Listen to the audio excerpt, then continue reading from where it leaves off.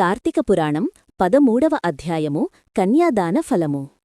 ఓ జనకచక్రవర్తి, కార్తీక మాసములో ఇంకను విధిగా చేయవలసిన ధర్మములు చాలాయున్నవి. వాటిని వివరించదను. సావధానుడవై అలకింపుము. కార్తీక మాసములో నదీస్నానం ముఖ్యము. దానికంటే ఒక పేద బ్రాహ్మణుని కుమారునకు ఉపనయనము చేయుట ముఖ్యము. ఒకవేళ ఉపనయనమునకు అగు ఖర్చు అంతయు భరింప సఖ్యము కానప్పుడు మంత్రాక్షతలు దక్షిణ తాంబూలాది సంభావనలతో తృప్తిపరచినను ఫలము కలుగును. ఈ విధముగా ఒక పేద బ్రాహ్మణుని బాలునికి ఉపనయనము చేసిన ఎడల ఎంతటి మహాపాపములు చేసియున్నను ఆ పాపములన్నీయూ పోవును.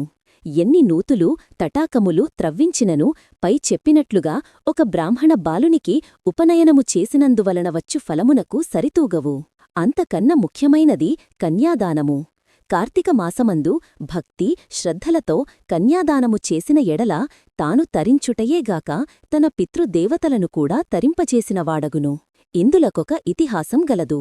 చెప్పెదను, శ్రద్ధగా అలకింపుము. సువీర చరిత్రము. ద్వాపరయుగములో వంగదేశములో గొప్ప పరాక్రమవంతుడు శూరుడు అయిన సువీరుడను ఒక రాజుండెను. అతనికి రూపవతియను భార్య కలదు. ఒకసారి సువీరుడు శత్రురాజులచే ఓడింపబరినవాడై భార్యతో అరణ్యమునకు పారిపోయి ధనహీనుడై నర్మదా నదీ తీరమందోక పర్ణశాలను నిర్మించుకొని కందమూల ఫలాదులను భక్షించుచు కాలము గడుపుచుండెను. కొన్ని రోజులకు ఆతని భార్య ఒక బాలికను కనెను. ఆ బిడ్డను అతి గారాబముతో పెంచుచుండిరి. క్షత్రియ వంశమందు జన్మించిన ఆ బాలికను ఆహారాది సదుపాయములు సరిగా లేకపోయినప్పటికీ శుక్లపక్ష చంద్రునివలే దినదినాభివృద్ధి నొందుచు అతి గారాబముతో పెరుగుచుండెను. ఆమె చూచువారలకు కనుల పండువుగా ముద్దులలుకు మాటలతో చాలా ముచ్చటగా నుండెను.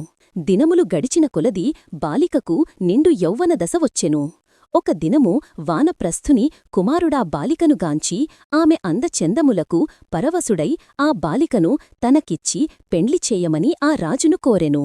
అందులకు ఆ రాజు, ఓ మునిపుత్రా, ప్రస్తుతము నేను కడు బీభస్థితిలోనున్నాను. అష్టదరిద్రములు అనుభవించుచున్నాను. మా కష్టములు తొలుగుటకుగాను నాకు కొంత ధనమిచ్చిన ఎడల నా కుమార్తెనిచ్చి పెండ్లి చేతునని చెప్పగా తన చేతిలో రాగి పైసాయైనను లేకపోవుటచే బాలికపైయున్న మక్కువతో ఆ ముని కుమారుడు నర్మదా తీరమున కుబేరుని గూర్చి ఘోర తపమాచరించి కుబేరుని మెప్పించి